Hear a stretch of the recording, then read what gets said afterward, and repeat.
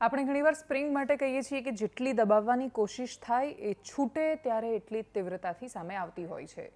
ન્યૂટનની ગતિનો ત્રીજો નિયમ આંદોલન પર પણ લાગુ પડે છે કે જ્યારે તમે જેટલી તાકાત અને જેટલી જોરથી આંદોલનને આગળ ધક્કો મારો છો અથવા દબાવવાની કોશિશ કરો છો ત્યારે એ આંદોલન સમાન તીવ્રતાથી પાછું આવે છે. અને એ જામનગર હોય કે કચ્છ, સુરેન્દ્રનગર હોય કે ગુજરાતના બાકીના પ્રદેશો, આંદોલનની દરરોજ સામે આવતી અને બદલાતી તસવીરો તો એ જ કહી રહી છે કે ક્ષત્રિય આંદોલનને જેટલું ડામવાની કોશિશ થશે અને એ પણ પોલીસના પ્રયોગથી, એટલું એ ફરી એકવાર ખોટું અને સામે આવીને પડવાનું છે. નમસ્કાર, આપની સાથે હું દેવાંશી.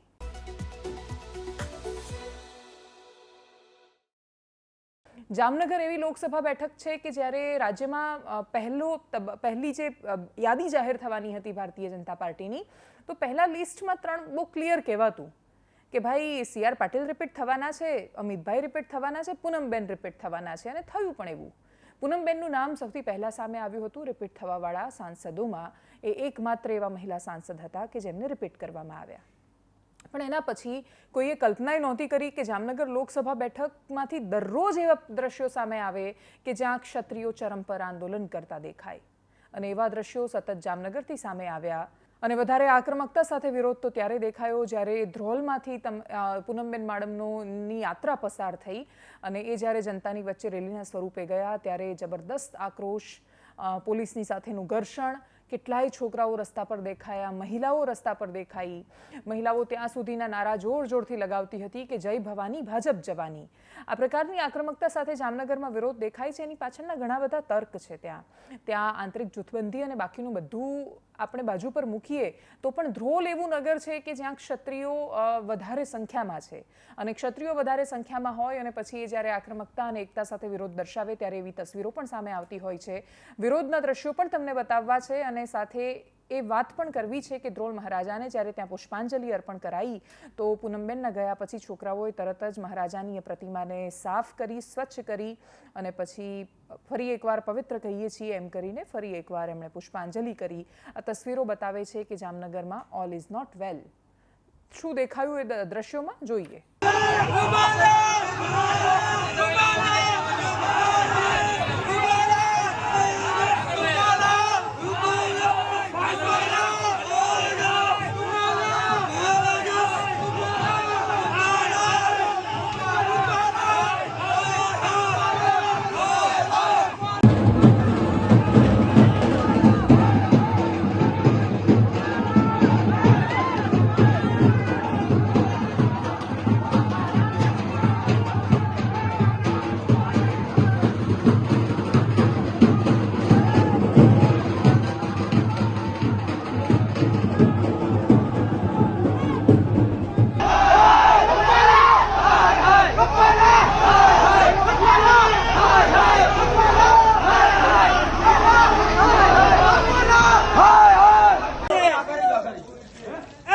જવાબદારી છે આ તોડીઓને.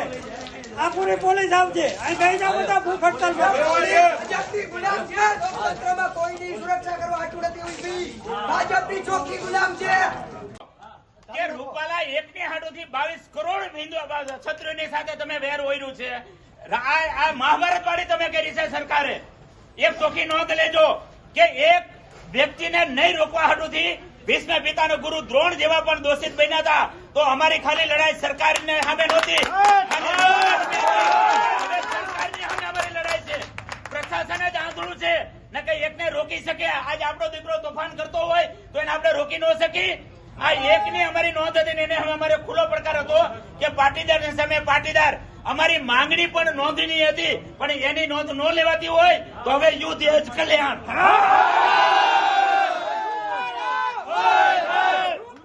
જો કે ખાલી જામનગરમાં આવું નથી. જ્યાં જ્યાં ક્ષત્રિય સમાજની વસ્તી નોંધપાત્ર છે એ દરેક લોકસભા બેઠકો પર આ જ દ્રશ્ય દેખાઈ રહ્યા છે. પ્રશ્ન એ છે કે વિરોધના દ્રશ્યો વોટ પર કોઈ અસર કરશે તો ચોક્કસથી લીડ પર અસર કરશે. હાર જીત પર કેટલી વાત એ તો એના પર મદાર રહે છે કે જામનગર લોકસભા બેઠકના SC વોટર, મુસ્લિમ વોટર અને પાટીદાર વોટર, આ 3 જાતિના મતદાતા કોની તરફ જાય છે. તમે ગમે તેટલી શહેરી, ગ્રામીણ આ પ્રકારની, પ્રધાનમંત્રી મોદીએ કહ્યું કે ભાઈ અમારી તો 4 જ જ્ઞાતિ છે અને અમે એમાં એક ગરીબ છે, એક સ્ત્રી છે, એક ખેડૂત છે અને એક શ્રમિક છે. એમણે વાત કરી કે આ 4 લોકો છે અમારી જાતિ છે, અમે એના માટે કામ કરી રહ્યા છીએ. પણ આપણે ત્યાં વોટ આ ચાર જાતિ નથી આપતી. સ્ત્રીઓ એક તરફા વોટ કરે, ગરીબો એક તરફા કરે, શ્રમિકો કે ખેડૂતો એક તરફા કરે, એવું નથી થતું. એના નામ પર કે એની વાત પર કોઈ સંગઠિત થતા મોટા ભાગે દેખાતા નથી અને એટલા જ માટે જાતિ મહત્વનો ફેક્ટર બની જાય છે જ્યારે વાત ચૂંટણીની આવે. જામનગરમાં કઈ પેટર્નથી વોટિંગ થાય છે એના પરથી જ તમે કયાસ લગાવી શકો છો કે શું થયું છે. પરંતુ રાપરમાં એક દ્રશ્યો સામે આવ્યા કે સાંસદ વિનોદ ચાવડા સાથે ઓલરેડી સંઘર્ષ ચાલી રહ્યો છે ત્યાંના લોકોનો અને ઉપરથી પોલીસને એ હદે એ રીતે મેદાનમાં ઉતારવામાં આવે છે કે થાય કે માણસો કરતાં તમે પોલીસ વધારે મૂકી દીધી છે. સામાન્ય જે જનતા છે એના કરતાં પોલીસ જ્યારે વધારે દેખાય ત્યારે પ્રશ્ન એ થાય કે તમે એક એક માણસ આગળ પોલીસ મૂકશો, એ વિરોધ કરવા ન જાય એવું માનીને તમે એની બહાર કોઈને કોઈ રીતે પહેરો લગાવશો તો એની અંદર તો એ આક્રોશ વધારે ફૂટવાનો છે. તમે કોઈ પણ વાતને જ્યારે જબરદસ્તીથી એને દબાવવા જાઓ છો ત્યારે એ ફૂટીને નીકળે છે. અને એટલે જ કચ્છના હોય કે બાકીના બધા ક્ષત્રિય સમાજના લોકોને જે રીતે પ્રવેશબંધીને બધું કરવામાં આવી રહ્યું છે એનું પરિણામ શું આવશે એ ખબર નથી. વિરોધની આશંકા હોય તો પણ એ વિરોધને બાકીના ઘણા બધા રસ્તા છે કે જેનાથી કાબૂમાં લઈ શકાતો હોય છે. સૌથી સરળ અને સારો અને એકમાત્ર રસ્તો સંવાદનો હોય છે.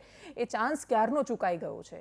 એના પછી જો તમે દબાણ પર આવશો તો એ દબાણ ક્ષત્રિય સમાજ પર કર્યા પછી એની શું અસર થશે એ ખબર નથી. પ્રધાનમંત્રી મોદીનો કાર્યક્રમ છે તો ત્યાં પણ ક્ષત્રિયોને જવાની ના પાડવામાં આવી છે. તો એક મહિલાએ વિડીયો વાયરલ કરીને કહ્યું કે ભાઈ હવે જોજો તમે કે દરબારો કોઈ દિવસ ભારતીય જનતા પાર્ટી સાથે નહીં રહે કેમ કે અમને કાર્યક્રમમાં પ્રવેશ કરવાની મનાઈ ફરવામાં આવી છે. સાંભળીએ એમને. જય માતાજી, હું રાઠોડ પારસ જામનગરથી.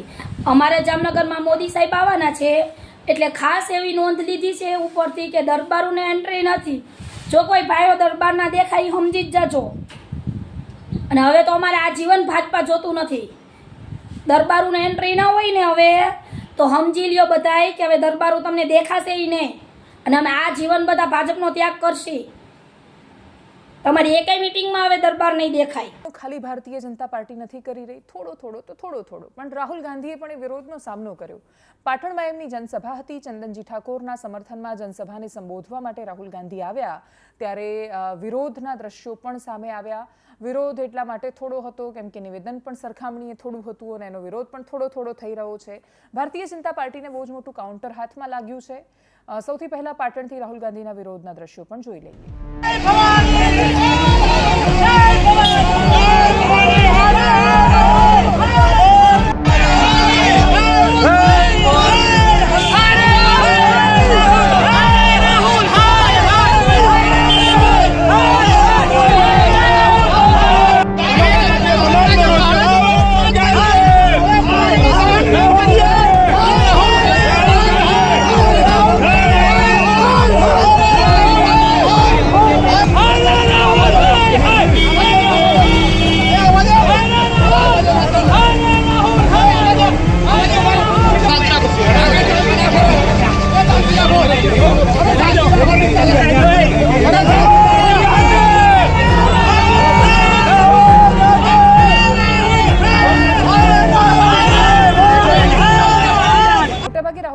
ગુજરાત અથવા બીજા કોઈ પણ રાજ્યમાં આવીને જાય ત્યારે એક ફરિયાદ રહેતી હોય છે કે ભાઈ ત્યાંના સ્થાનિક મુદ્દા ક્યાં છે. શું એમને સ્થાનિક મુદ્દાનો અણસાર કે અંદાજ પણ છે? એ જ્યારે કર્ણાટકના બેલ્લારીમાં રાજા અને મહારાજાઓ વિશે બોલ્યા ત્યારે પ્રશ્ન એ જ થયો હતો કે રાહુલ ગાંધી આવું ન બોલ્યા હોત તો પણ કર્ણાટકમાં બહુ વધારે વોટ મળી જવાના હતા અને ઘટી જતા. એવું તો થવાનું નથી. તો શું કામ એ વારંવાર બોલી રહ્યા છે? એનું એટલી સમજણ તો સામે આવતી હતી કે રાહુલ ગાંધીને બ્રીફ નથી કરવામાં આવ્યું કે ભાઈ આ મુદ્દો ચાલી રહ્યો છે ગુજરાતમાં અને આ મુદ્દાના આધારે ગુજરાત કોંગ્રેસ અત્યારે આટલી ખીલેલી અને ખુલેલી દેખાઈ રહી છે. બાકી 2 મહિના પહેલા એવી કોઈ પરિસ્થિતિ હતી જ નહીં કે ગુજરાત કોંગ્રેસની અંદર કોઈ આશાનો સંચાર થતો હોય. પરંતુ હાલ તો છે અને એ આશા એટલી તીવ્ર છે કે ઘણા બધા મુદ્દાઓ વાતો અને બધાના દમ પર એમના ઉમેદવાર અદ્ભુત રીતે ચૂંટણી લડી રહ્યા છે. આણંદમાં તમે અમિત ચાવડાને લડતા જુઓ કે પછી બનાસકાંઠામાં ગેનીબેનને લડતા જુઓ, ચૂંટણી તો લડાઈ રહી છે ત્યાં. હાર અને જીત તો છેલ્લે બાકીના બહુ બધા ગણિત અને સમીકરણો છે એના પર આધાર રહેવાનો છે. પરંતુ જ્યારે એમને બ્રીફ ન કરવામાં આવે ત્યારે પરંતુ એ ફરિયાદ આજે ઓછી થતી દેખાઈ કેમ કે રાહુલ ગાંધી અનેક મુદ્દાઓ વિશે વાત કર્યા પછી જ્યારે પોતાના ભાષણનો અંત કરતા હતા ત્યારે એમણે ભાવનગરના મહારાજા કૃષ્ણકુમાર સિંહજીને પણ યાદ કર્યા. શું કહ્યું રાહુલ ગાંધીએ? સાંભળીએ એમને. यहाँ जो भावनगर के जो महाराजा थे उन्होंने जो देश के लिए किया, अपना राज जो उन्होंने देश को समर्पित किया, उनकी हम याद करते हैं. और उनकी धन्यवाद करते हैं और उनका सम्मान करते हैं। बहुत बहुत धन्यवाद। नमस्कार, जय हिंद। રાહુલ ગાંધીએ આગલા દિવસોમાં જ્યારે આ ટિપ્પણી કરી હતી ત્યારે ભાવનગરના મહારાજા માટે કહ્યું છે, એટલા માટે જયવીર રાજસિંહ ગોહિલ કે જે ત્યાંના યુવરાજ છે, ભાવનગરના રાજવી પરિવારના વંશજ છે, એમણે શું કહ્યું હતું રાહુલ ગાંધી માટે, કેમ કે એમનું ફ્રસ્ટ્રેશન પણ દેખાતું હતું એ વાત પર, અને રાહુલ ગાંધી માટે કહી રહ્યા હતા કે આ માણસ એવો છે કે જેણે આખી પાર્ટીને ડૂબાડી છે। સાંભળીએ જયવીર રાજસિંહ ગોહિલને।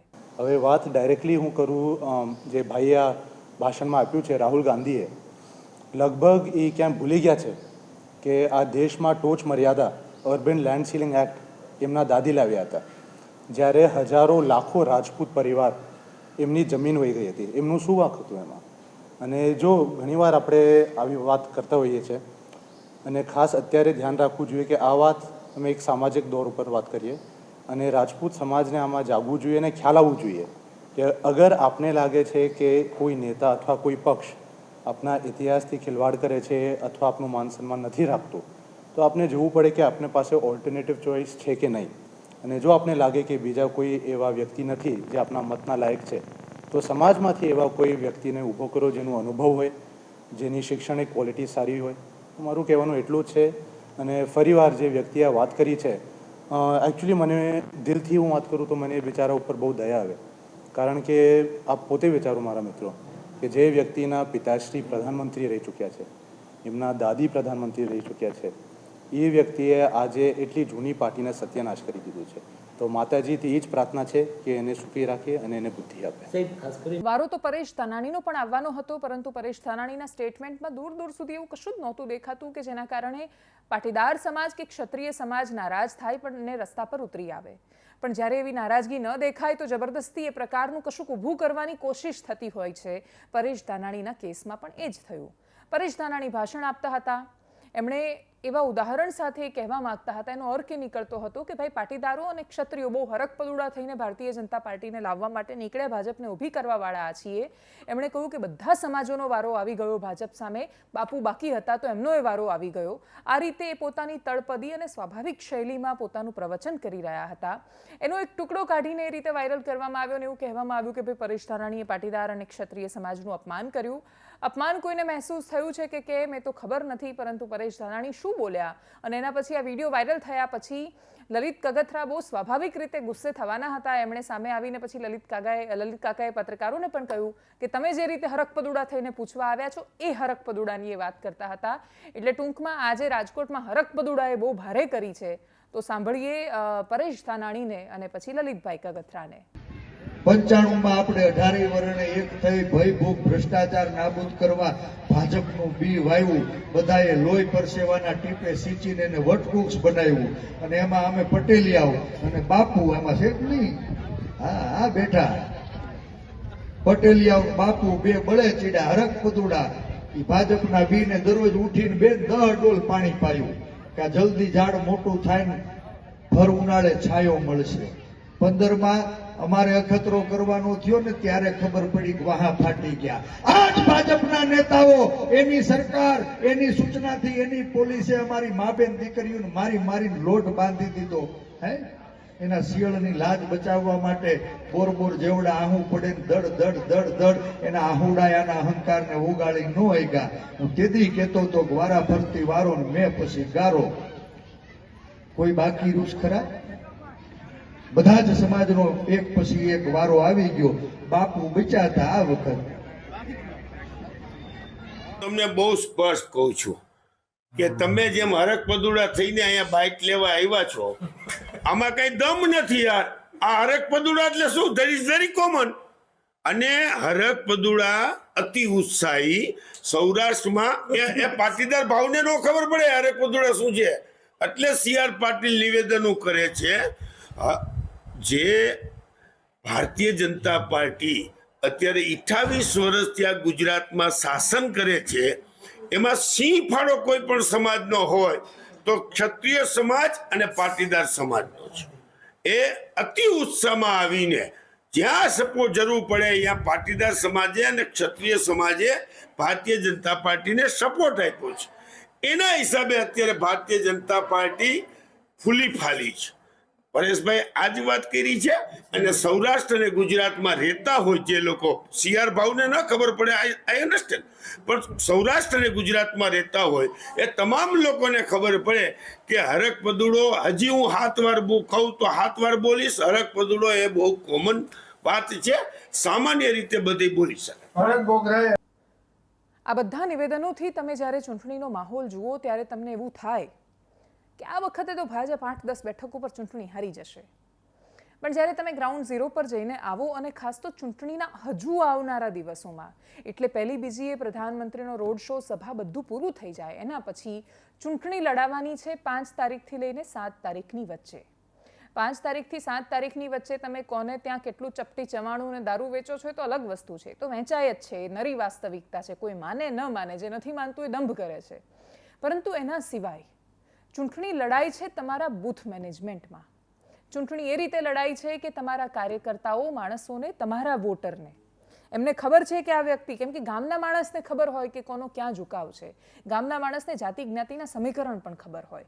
અને એટલે શું દરેકે દરેક ગામમાં, દરેકે દરેક બૂથ પર કોંગ્રેસની પાસે એવા કાર્યકર્તાઓની ટોળકી છે કે જેમાંથી 2 માણસો છે કે જે લોકોને ઘરની બહાર કાઢીને મતદાન કરાવવા જઈ રહ્યા છે.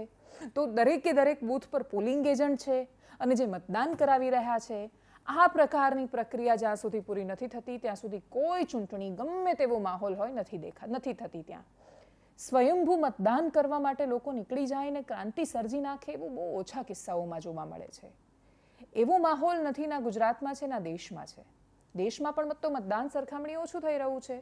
મતદાન સરખામણી ઓછું થાય ત્યારે સમજવાનું કે દેશમાં કોઈ લહેર નથી, કોઈ એવો માહોલ નથી કે જેના કારણે લોકોને એવું થઈ રહ્યું છે કે ભાઈ મારે બહાર આવીને મારો મત આપવો પડશે, હું મત નહીં આપું તો કદાચ આ લોકશાહીમાં કશુંક બાકી રહી જવાનું છે.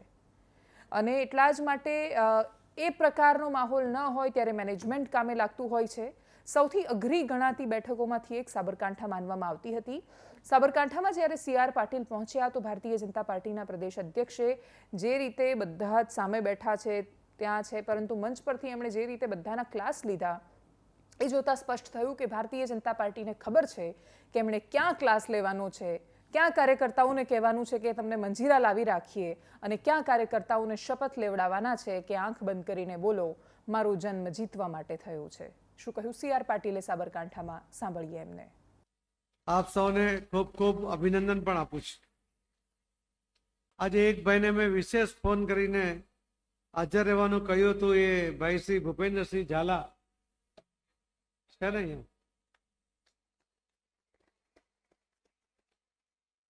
એમણે અપક્ષ ફોર્મ ભર્યું હતું, પણ મેં જ્યારે એમને ફોન કર્યો કે પાર્ટીના હિતમાં તમારું અપક્ષ ફોર્મ યોગ્ય નથી, અને એમણે તરત જ બીજા દિવસે પોતાનું ફોર્મ પાછું ખેંચી લીધું હતું. એવા કમિટમેન્ટ એમનું હતું, એટલા માટે એમને આજે ખાસ હાજર રહેવા માટે પણ કહ્યું હતું. હવે આજે બૂથમાં જે પ્રમુખો બેઠા છે અને અહીંયા બેઠા છે, બધાને એક વાત કરી લઉં કે જો તમે પોલિટિકલ પાર્ટીમાં છો, તમે કોઈ ભજન મંડળીમાં નથી, અને ભજન મંડળીમાં નથી એટલે પોલિટિકલ પાર્ટીમાં જીતવાનો જુસ્સો જોઈએ, તમારામાં મહત્વાકાંક્ષા જોઈએ. તમારા કેટલા લોકોને સાંસદ બનવું છે? અરે કહો, શરમાતા નહીં, ગભરાતા પણ નહીં, હું બેઠો છું ને. એક જણ છે ખાલી, મહિનાલાલ, એક બેન છે, 2 જણા છે. આટલામાં 2 જ જણા. ટિકિટ કેટલા માંગેલી? કેટલા ટિકિટ માંગેલી? 33 જણા તો હાથ ઊંચો કરે કે નહીં? ખરા છો યાર. આખા રાજ્યમાં, આખા દેશમાં સાબરકાંઠા, સાબરકાંઠા, સાબરકાંઠા. અહીંયા તો કોઈને લડવું જ નથી, પાર્ટી માટે કામ જ કરવું છે, એવું છે ને. પણ તમે છે બધા એક મંજીરા બી લઈ આવજો. હાથે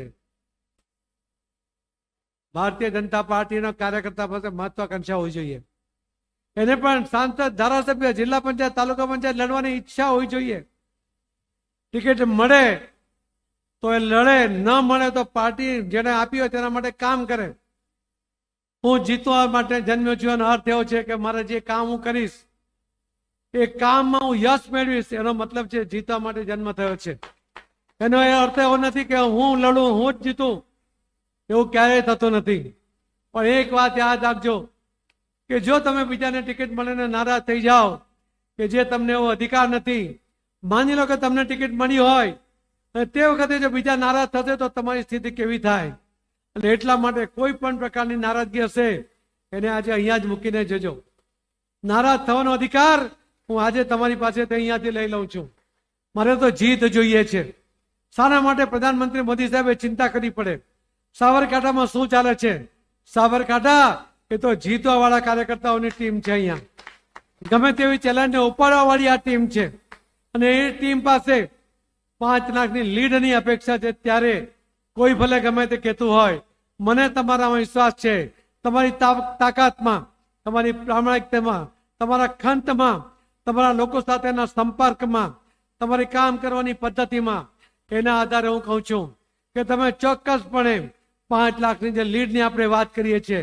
ભારતીય જનતા પાર્ટી ચારેય બાજુથી આક્રમક થઈને કોંગ્રેસના નેતાઓના નિવેદન શોધીને એમના પર પ્રહાર કરી રહી છે. બૂથ મેનેજમેન્ટનું કામ પણ ચાલી રહ્યું છે અને એટલા જ માટે જમીન પર લડાતી ચૂંટણીમાં ભારતીય જનતા પાર્ટીએ પોતાનો શસ્ત્ર સરંજામ તૈયાર કરી દીધો છે.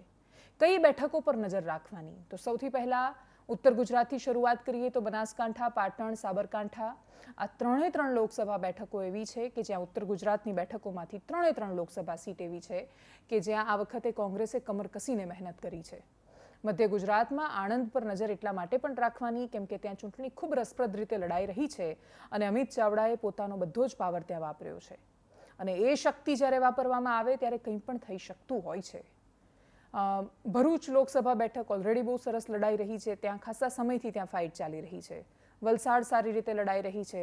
સૌરાષ્ટ્રમાં જામનગર, સુરેન્દ્રનગર બેઠક પર રસપ્રદ જંગ જામ્યો છે. પરેશ ધાનાણીએ રાજકોટમાં માહોલ તૈયાર કર્યો છે અને કચ્છમાં ક્ષત્રિય આંદોલને વાતાવરણ પલટી દીધું છે. પરંતુ ફરક આંકડાઓથી કેમ કે એટલો પણ આંકડો નથી કે જેના કારણે સાવ પરિણામો બદલાઈ જાય અને એટલા જ માટે આ બેઠકો પર નજર રહેવાની છે છેક સુધી કે આ બેઠકો પર જો બૂથ મેનેજમેન્ટ વ્યવસ્થિત રીતે થઈ શકે છે તો ચૂંટણીના પરિણામો પણ પલટાઈ શકે છે. પરંતુ કોંગ્રેસ એ કેટલું કરી શકે છે એ આખરે કોંગ્રેસના હાથમાં છે. ભારતીય જનતા પાર્ટીની જીત એ ઓપન સિક્રેટ છે. કશું જ એમાં એવું નથી કે કંઈક સિક્રેટ છેલ્લે કોઈ એલિમેન્ટ નાખી દેવામાં આવે ને રેસીપી કોઈને ખબર જ ન હોય. ભાજપ તો વારંવાર પોતાની રેસીપી જાહેર કરી ચૂક્યું છે પણ એના પછી તમે એની રેસીપીનું કાઉન્ટર કશું ન બનાવી શકો તો એ પ્રશ્ન તો કોંગ્રેસે પોતાને એ વાતનો જવાબ આપવો પડશે કે ગામે ગામ કોંગ્રેસના 5 માણસો તો કમસે કમ રહેતા કે જે એમના માટે કામ કરતા, ગામની એ જમીન કેમ ખસકવા માંડી છે? આ કોઈ વિધાનસભાની ચૂંટણીઓ તો નથી કે જ્યાં તમે એવું કહેશો કે 4 શહેર મતદાન ફેરવી નાખે છે એટલા માટે નથી જીતી શકતા. તો લોકસભાની ચૂંટણી છે.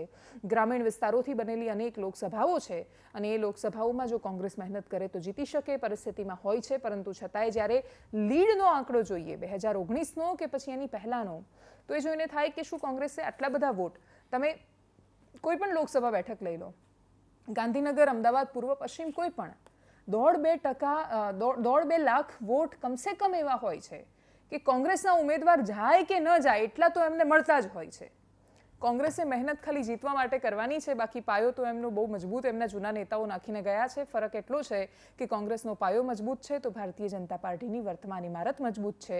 લોકો ખોદીને પાયો જોવા નથી જતા, ઇમારત જ જુએ છે અને એટલા જ માટે આ ચૂંટણીના રંગમાં આખરે ગ્રાઉન્ડ પર શું થાય છે એની અપડેટ અમે પડેપડની તમારા સુધી પહોંચાડવાની કોશિશ કરતા રહીશું.